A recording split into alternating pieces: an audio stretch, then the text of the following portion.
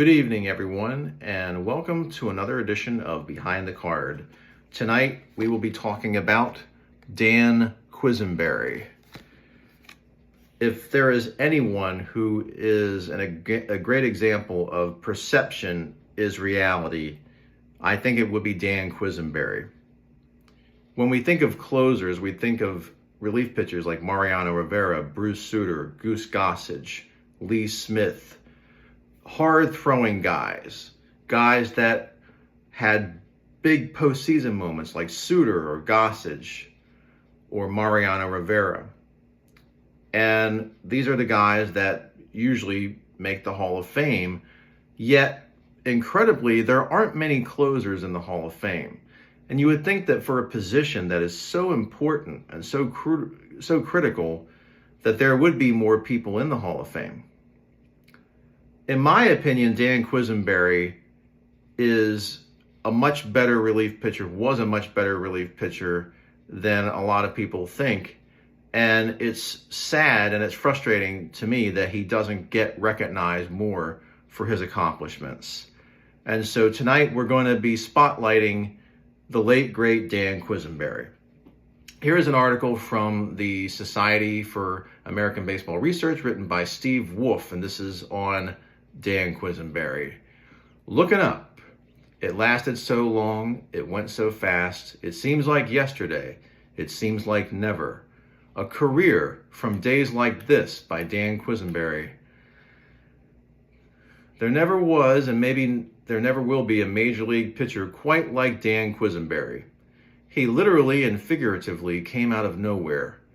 Because he was a right-handed submariner, hitters had to turn their heads to pick up his pitches as they materialized out of the third baseman's jersey and shot across the plate with a cartoonish sink. Undrafted and signed on a whim by the Kansas City Royals, he became an integral part of their first two World Series teams in 1980 and 1985, set the major league record for saves in a season, 45 and 83, and retired with 244 career saves and a stat line remarkably similar to that of Hall of Famer Bruce Sutter. Perhaps his most amazing number is under the column heading walks per 9 innings. In 1,043 and a third innings, he averaged 1.4 walks per 9 innings. He revolutionized relief pitching, yes, but he was so much more than a closer. He was a funny man, a man of faith, a quote machine, a poet, a loving husband and father, a cherished teammate, a player rep, a humanitarian, a tenacious competitor, and a source of inspiration. He died on September 30th, 1998, at the so unfair age of 45 from a rampaging form of brain cancer. But even then, he had perfect timing. It happened in the bottom of the 9th month. In his obituary for the Kansas City Star, the estimable Joe Posnanski wrote, "He made everyone who knew him feel alive.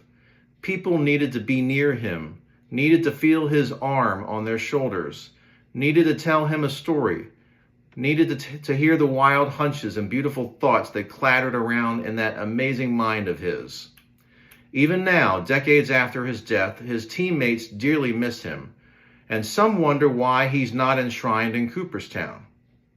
With the help of the Royals alumni director Dinah Blevins, who's also the daughter of former Royals catcher and manager John Wathan, here's a small chorus of the men who played beside him. John Wathan: "Dan was one of the best people I ever met in baseball. He was a great teammate and friend who didn't take the accolades he received as individual awards, but as ones that should be shared by all his teammates. Even though he looked more like a professor on the mound than a bulldog, he was a tremendous competitor. I still keep his book of poetry on my nightstand by my bed." Pitcher Charlie Leibrandt: "Probably my favorite teammate. We drove to the park every day for several years, and some of the lines he came up with, well, you would swear he spent hours the night before thinking of them, but they were off the cuff. Once on a road trip to Toronto, we played golf, and Dan took several shots to advance a ball out of the high rough.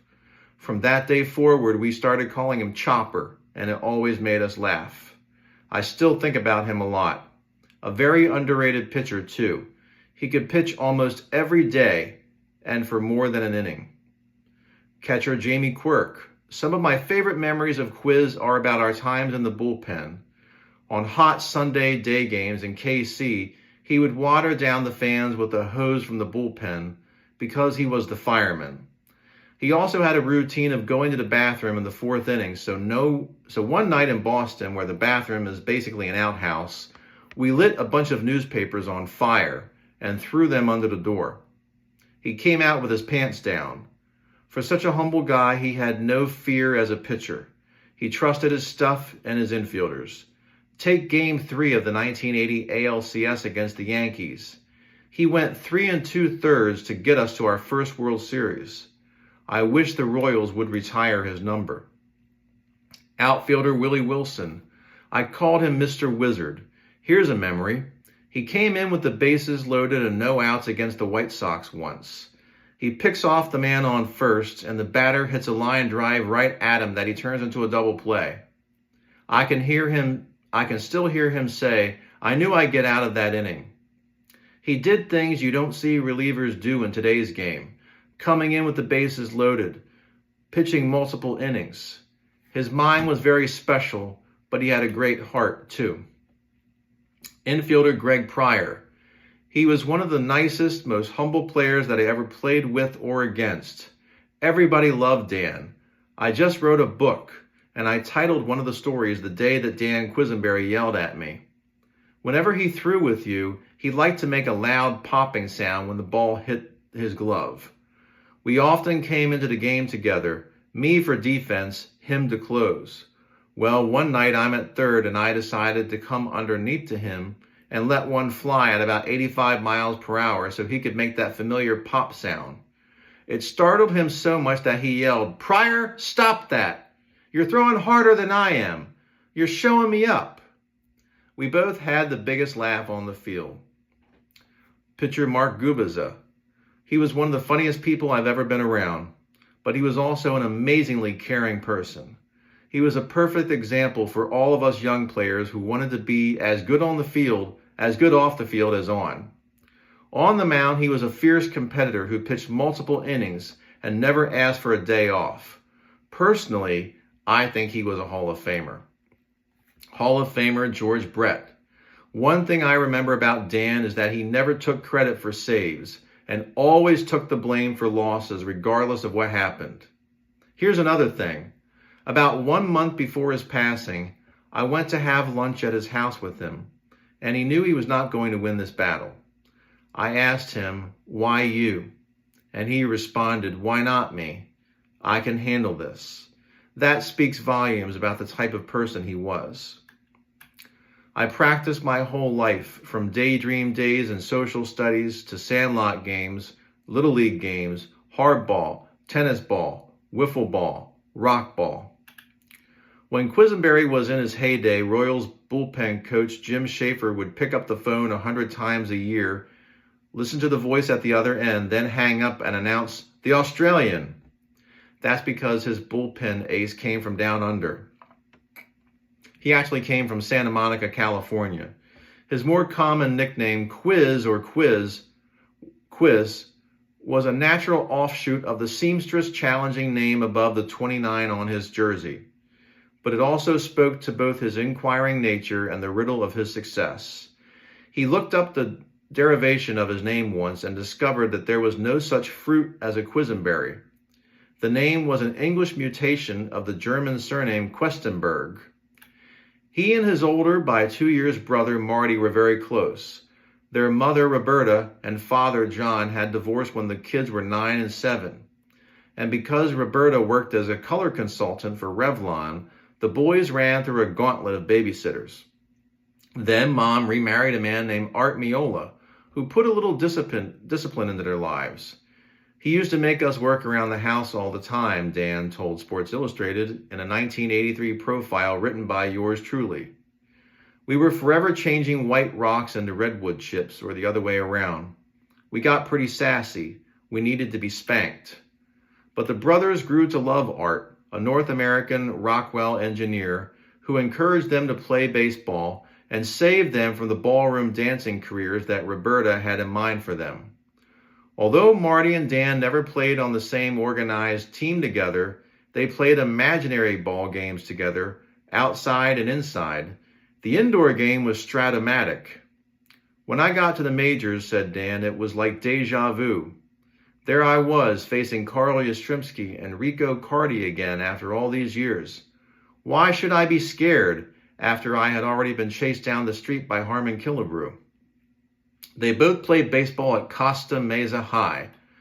Marty was actually considered the better athlete, a submarine pitcher long before Dan dropped down. He played at Orange Coast Community College and Southern California College, where he was scouted by Rosie Gilhousen of the Royals. But then Marty threw his arm out and abandoned baseball for the ministry.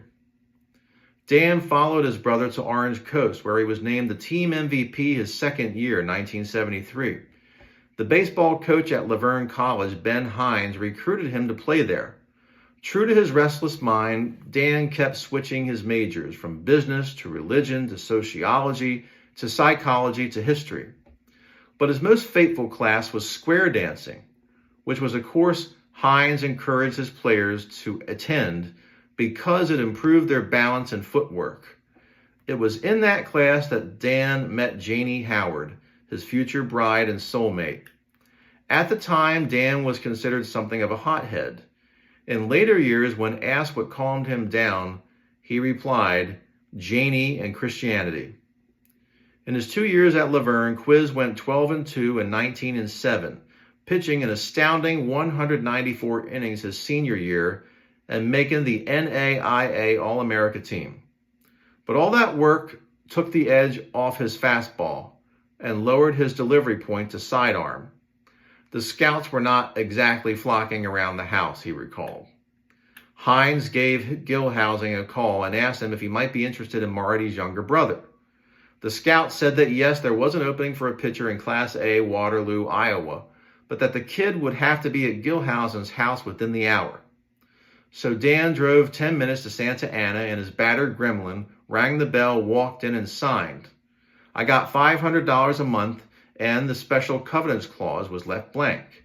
My bonus was a Royals bat that Rosie had in the house, a Royals pen, and a Royals lapel button. I was really pretty excited, especially about the lapel button. Much gets blurred, wins, losses, races. Mostly I had my head down in the trenches. I missed stuff, sometimes the shrapnel, but sometimes I looked up. On June 22, 1975, Quisenberry had an unusual twin bill. That morning, he was formally baptized at a church in Waterloo. That afternoon, in his first game for Waterloo, he pitched a 7-inning complete game 5-3 victory over Walsall in the opener of an actual doubleheader. Read that again. Quisenberry's professional debut was a complete game. It was also his last start as a minor or major league pitcher. Waterloo manager John Sullivan told him right after the game that he was moving him to the bullpen because he needed a reliever who could throw strikes. Dan thought he was being demoted. I figured that was his best chance to make it, said Sullivan, but I didn't think he'd ever be in the majors. One of his teammates agreed with that assessment. I didn't see him go into the big league, said Willie Wilson, who was then 19. But Quiz did well enough at Waterloo, 2.45 ERA with 4 saves, to be called up to Double-A Jacksonville for 8 innings at the end of the season. The next year, 1976, he divided his time between A and Double-A, and while he was effective, nobody seemed to notice. After the season was over, he and Janie were married and ended their honeymoon in Coeur d'Alene, Idaho, where they decided to spend the off-season. I apologize if I butchered that name. They lived in an apartment behind a funeral home. By day, Dan would work in a sporting goods store, and by night he worked for the mortuary. In his own words, me and another guy would go around picking up dead bodies and putting them in the back of a hearse. He pitched solely for Jacksonville in '77, appearing in 33 games to a 1.34 ERA, then spent the winter in Mexico, where he and Janie grew closer together in sickness. Back in Jacksonville for the 78 season, he saved 15 games and had a 4-2 record with a 2.39 ERA, but got the feeling he was stuck. I made up mine that if I didn't get to AAA that next spring, I was going to quit. He even went to Fresno Pacific College that winter to get his teaching certificate. Luckily for him and the Royals, and unluckily for some California high school that missed out on a very cool history teacher and baseball coach, Quiz was assigned to AAA Omaha in the spring of '79. In the beginning of July, when infielder Jerry Terrell went on the disabled list, and the Royals were desperate for another arm, they called up Quisenberry. Years later, when Royals general manager John Sherholtz was asked to identify Dan's champion within the organization, he said, "The truth of the matter is that we didn't have anybody else. Necessity is the mother of invention, and in this case, she was the mother of Dan Quisenberry. I was looking up when I took the ball, for the first time my rookie year, from Whitey Herzog. My knees shook like I was getting married. Lamar Johnson drilled a two-hopper that Frank White snared with a bound to his right that I never saw in minor leagues." On July 8, 1979, Quisenberry made his major league debut. He came into the game against the White Sox in the top of the seventh to face big Lamar Johnson with a man on and one out. And on the second pitch, Johnson grounded the ball to second baseman Frank White, who started a double play, a scene that would be often repeated in the next few years. Quiz finished the game giving up 2 hits, no walks, and no runs, but the White Sox won anyway, 4-2. Nobody at the time thought they were looking at the future. "I'd never heard of him," said Brett. "He looked funny, he threw funny, he was funny, and I wanted to know why we didn't go out and trade for somebody." But he did reasonably well the rest of that season, finishing with 5 saves, a 3-2 record, and a 3.15 ERA. Not bad for a sidearmer with one good pitch, a sinker. In a revealing interview for Inside Sports in 1981, Quiz told Mike McKenzie, "I wasn't supposed to stack up by visual standards. Friends couldn't wait to face me, no heat at all. But I got them out. Having to prove myself became a way of life." One proof came courtesy of Topps, which put him on a 1980 rookie card alongside fellow pitchers Rennie Martin and Bill Pascal. Quiz would later immortalize the triptych in a poem entitled Baseball Cards. "I am the older one, the one on the right, game face sincere, long red hair unkempt, a symbol of the 70s, somehow a sign of manhood you don't see. How my knees shook on my debut, or my desperation to make it." Fate also played a hand early in the spring training of 1980. Jim Fry had replaced manager Whitey Herzog a week after the Pirates beat the Orioles in the '79 World Series. Well, one of the heroes for Pittsburgh was submariner Kent Tekulve, who had 3 saves. Fry knew him, and the Royals and Pirates trained not far from each other. So when Quiz had a bad outing against the Pirates, Fry went to Tekulve and asked him if he wouldn't mind working with Quisenberry, and Tekulve said sure. Quiz, however, was reluctant. "I didn't think I needed the change." Here's how he described their first session in Bradenton for Roger Angell in his epic 1985 profile of Quiz in the New Yorker. "When the day came, Jim said to Tekulve, 'We want this guy to be like you. He throws a little like you already, but basically he doesn't have shit.' So, said Quisenberry, it was a total makeover. Well, I didn't like this at all. Fry and a lot of our coaches were watching, and I was throwing all over the place and bouncing the ball before it got to the plate. Teak kept saying, 'Hey, that's a good pitch. That's the way to throw.' And I'm thinking, I have no idea what I'm doing. But Jim liked it, and 2 days later he put me in another game, and I did real well. I was on my way. Still throwing his sinker, but now with a motion that resembled a flamingo falling over as it releases the ball. Quisenberry baffled American League hitters in much the same way he baffled the Royals front office. His numbers also went against type for relievers. In 128 1/3 innings, he struck out only 37 batters, while giving up 129 hits, but he also walked only 27. He had 12 wins and 33 saves, and most tellingly, he entered 41 games in which the Royals were leading, and they won all but 2 of them, as they easily won the American League West. And whenever he finished a game with John Wathan catching, Wathan would say, "Way to mix him up," and Quiz would respond, "Way to call him." Credit Fry not only for enlisting to Colby's help, but also for entrusting so much responsibility to a rookie reliever. The 1980 Royals were a remarkably loose bunch, with exemplary leaders like Hal McRae and Brett, who hit .390 that season, and came within just 5 hits of .400. They provided a welcoming environment for Quiz and for a Sports Illustrated writer who was on the baseball beat for the first time. That's when I first got to know Dan, who was kind of in the same rookie boat as I was, and I couldn't help but fling away journalistic objectivity. He had a great story to tell, and he told it with a smile on his face. As a whole, the Royals had as much to prove as he did. Stuck in their crawl were the 3 straight losses to the Yankees in the 76, 77, and 78 playoffs, and they had to face the Bronx Bombers again. I was looking up when George Brett hit a Ruthian blast off a guy who threw as hard as God.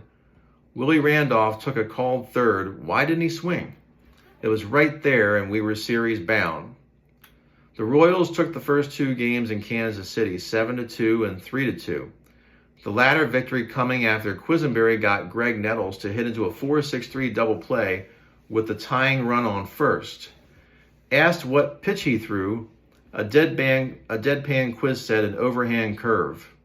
He hadn't thrown one in years, of course, but reporters who didn't know him dutifully took him at his word. With history and a Yankee Stadium crowd on their side, the Yankees and George Steinbrenner were not expecting to be swept.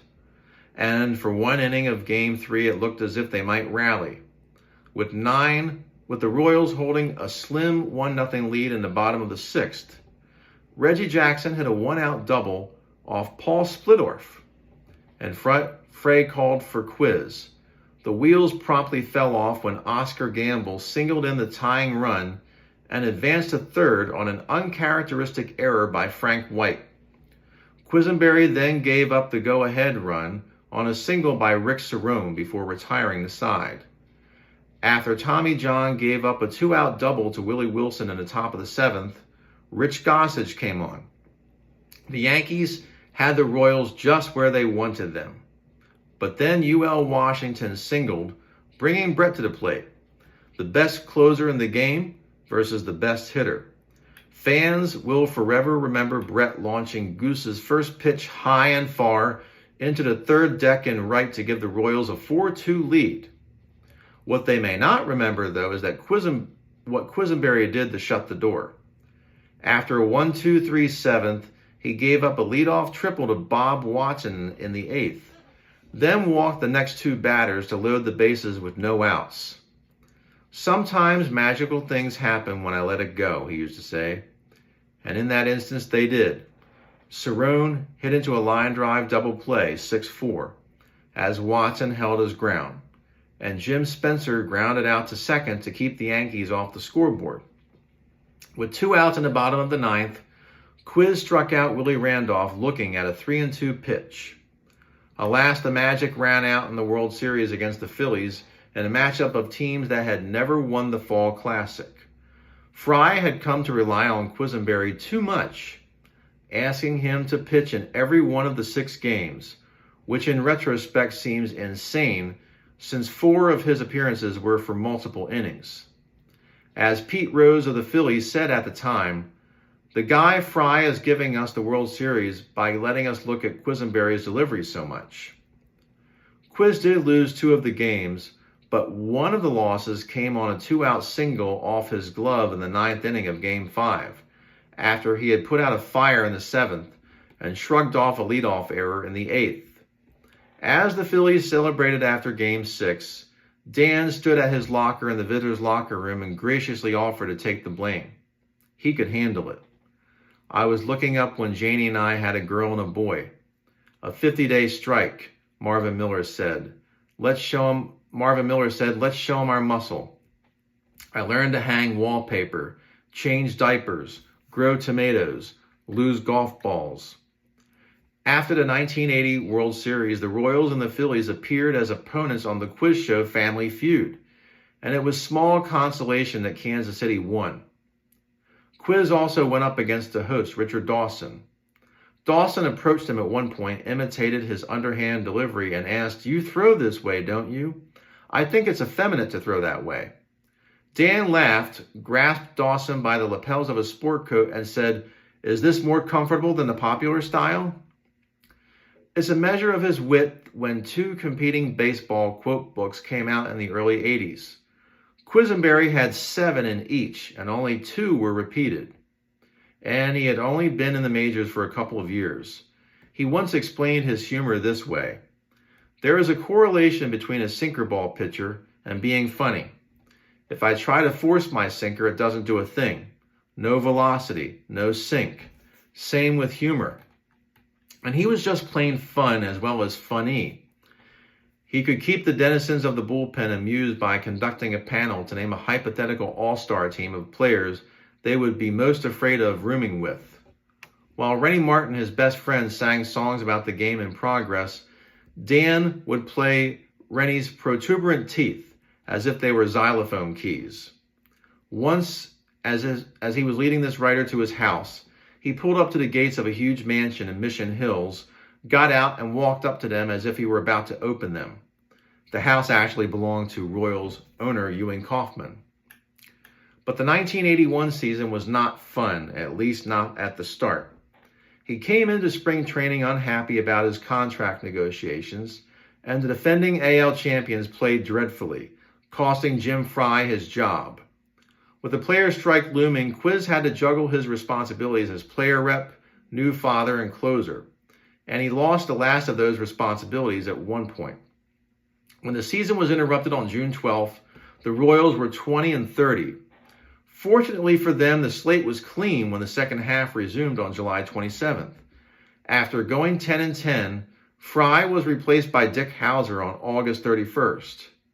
They won the American League West second half with a 30-23 record, and Quisenberry found a delivery in my flaw to reclaim his closer role. Alas, they were swept by the A's in the best-of-5 division series, with Dan getting only 1 inning of work, a shutout ninth in Game 2. He again led the league in saves in '82 with 35, but the Royals, beset by drug problems, finished second in the division. Quiz might have once been considered a fluke, but now he was one of the best closers in the game, and it wasn't just because of his funky delivery. He could get ready in a hurry, so he was often called upon before the 8th or 9th, and he could pitch every day. His fielding skills played into his outpitch, the sinker, and he acquired other pitches for his repertoire, a slider, a changeup, and a knuckleball he found on a tour of Japan. Tigers starting pitcher Milt Wilcox became an admirer. The smartest thing Dan does is come with a variation of pitches every year. I watch him. He plays the chess game real well. I don't care what the hitters say. They're up there guessing. Quisenberry also kept a detailed scouting notebook on each of his outings for future reference. All that hard work paid off in 1983, when he set the major league record for saves with 45. Take your pick of his incredible stats: 69 games, 139 innings, or better than 2 an outing. 11 walks, 2 of them intentional, no hit batsmen, no wild pitches, 1 homer for roughly every 26 innings. Had WAR been a popular metric back in '83, Cy Young voters might have made him the second American League reliever to win the award rather than 24-game winner Lamar Hoyt. Quisenberry's was 5.5. Hoyt was 3.7. Then again, Hoyt's White Sox did finish 20 games ahead of the second-place Royals. That summer, shortly before the infamous Pine Tar game, SI sent me to Kansas City to do a long takeout on Dan. Together, we decided to divide the story into 9 innings and to give him the 9th.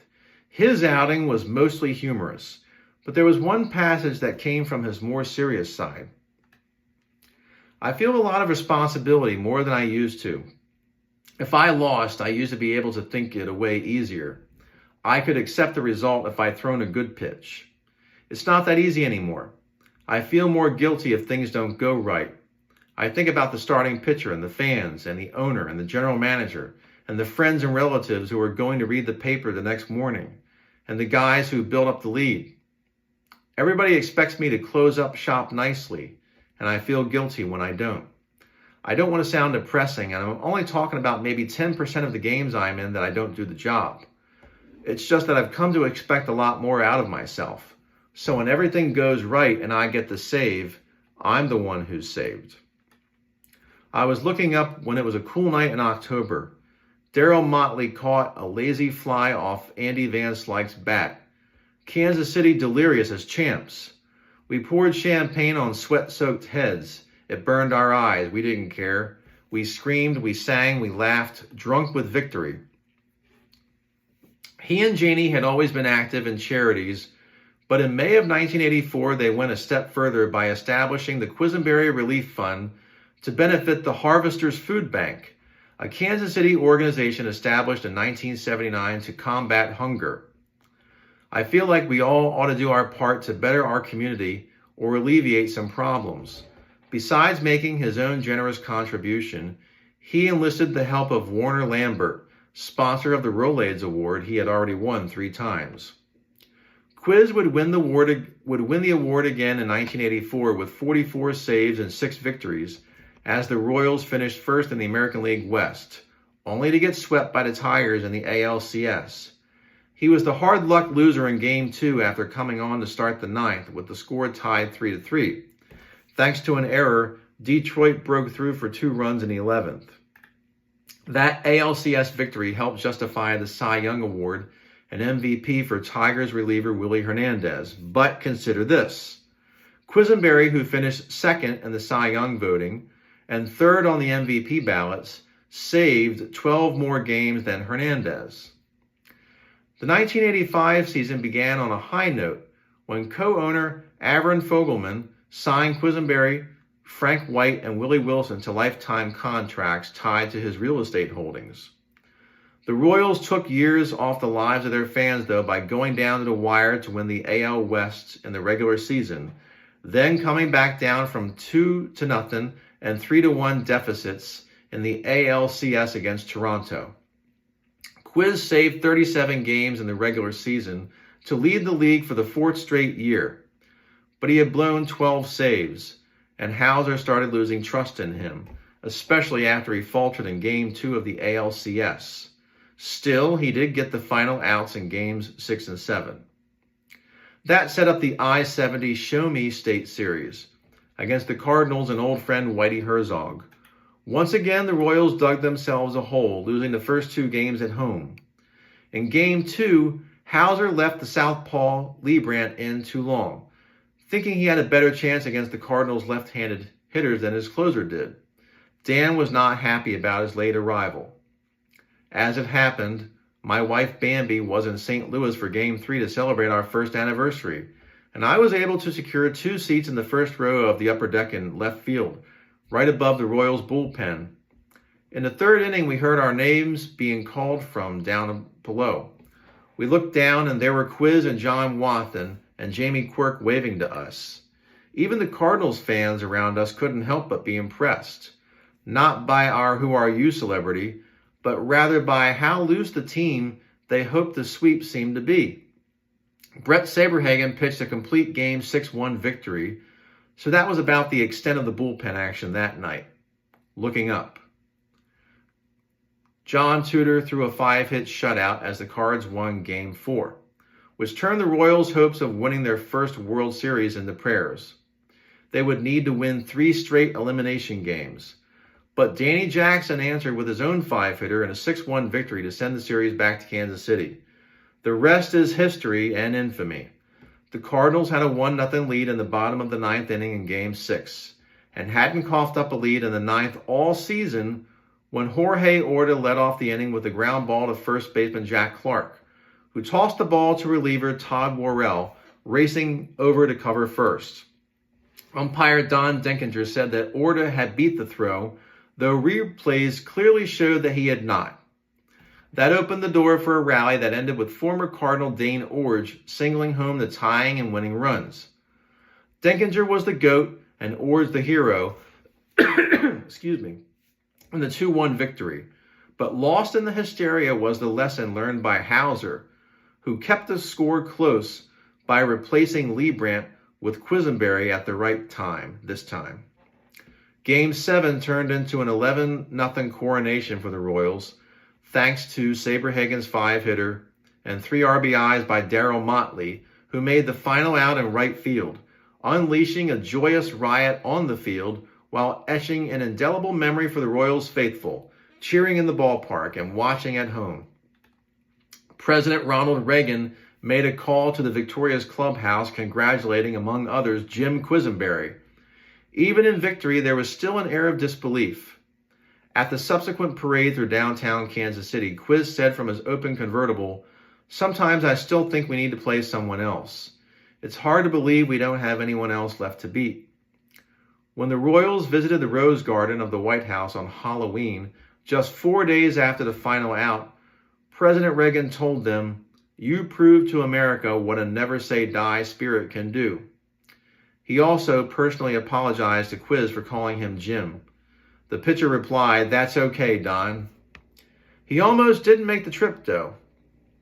Dan needed to be reassured that the charter flight back to Kansas City would arrive in time for him to trick-or-treat with Alicia, 6, and David, 4. "I would have missed more if I'd missed Halloween than if I didn't go to the White House," he said. "I was looking up when Dick Hauser told us he couldn't manage anymore, go on without him. More to life than baseball. He died that summer. We froze and played like statues." The roses faded all too quickly. There was bound to be a letdown after such a tremendous high, but 1986 was a total bummer. The team played with a hangover, and though Quisenberry didn't pitch that badly, he fell into a closer rotation with Bud Black and Steve Farr. But the real shock came at the All-Star break.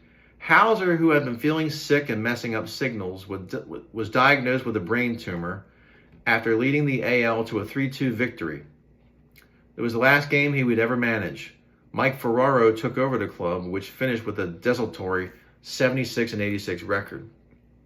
After recovering from brain surgery, Hauser tried to come back the next spring training in Fort Myers, but he quickly discovered that he was too weak to do the job. Here's how Quiz described him, telling the team he was quitting an ode to Dick Hauser. "This small man who fought big now looked us in the eyes, just a man who no longer talked of winning, but hinted at life beyond champagne." Billy Gardner was hired to replace Hauser, but nobody could. He died on June 17, 1987 at St. Luke's Hospital at the age of 51. With the team going nowhere at 62 and 64, Gardner was replaced by John Wathan, who gave it something of a spark, but the Royals still finished second, 2 games behind the Twins. The writing was on the wall for Quiz as well. Despite a decent ERA of 2.76, he pitched only 49 innings and had only 8 saves. He was unhappy about his reduced role, and he made no bones about it. The Royals finally gave him his release on the 4th of July, 1988, Independence Day. "I was looking up when the mirror showed a red hat on my head, a different logo. It looked foreign, like in a prism. Felt it, too, like a defector in a new land. Except Whitey, again, was manager." He promptly signed with the Cardinals. The National League appealed to him, and so did reuniting with Whitey Herzog, the first manager to show faith in him.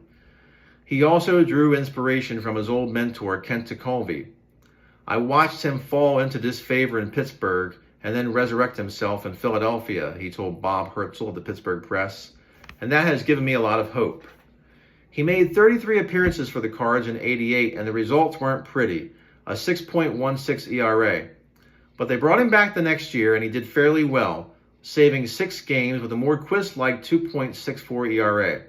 He even got his first and only Major League hit, an RBI single off Tim Belcher of the Dodgers on July 6th. Later that summer, the Cardinals came to New York, and we had lunch. He even came by our apartment where he threw wiffle balls to our baseball-mad 3-year-old son, Bo. Dan knew he was at the end of the line, but he was at peace with his career and looking forward to raising his own 2 children.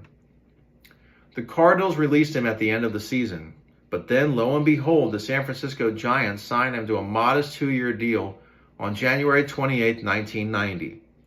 I was looking up when I sat at a table with reporters, telling them I quit, telling myself, don't cry, don't cry, don't cry. I didn't want to break the unwritten code of big leaguers. When Larry Stone of the San Francisco Examiner asked Quiz what he still had to offer, he replied, I can pitch any time in the game. I don't get riled. I throw strikes. I can get hitters out. I know how to get along in the clubhouse. I know how to help out the young kids. I throw 100 miles an hour. I hit home runs. I steal bases. You choose the ones that apply. The Giants and Quiz were fooling themselves. He pitched in only 5 regular season games. For the first time in his career, he had a sore arm. His last appearance came in a 13-3 blowout loss to the San Diego Padres on April 23, 1990. He came on to get 1 out in the 2nd inning, with the Giants already behind 5-0. Breezed through the 3rd, then gave up 3 runs in the 4th. That was enough. On the day he announced his retirement, the Giants let him take the lineup card out to the umpires. It's my turn, he told the reporters afterward. A rite of passage. I'm doing what I have to do. When asked what his plans were, he replied, I've got a big pile of laundry I've wanted to get to. It lasted so long. It went so fast. It seems like yesterday. It seems like never. As much as baseball meant to Quisenberry, it wasn't everything. Retirement gave him the freedom to pour himself into his family and community.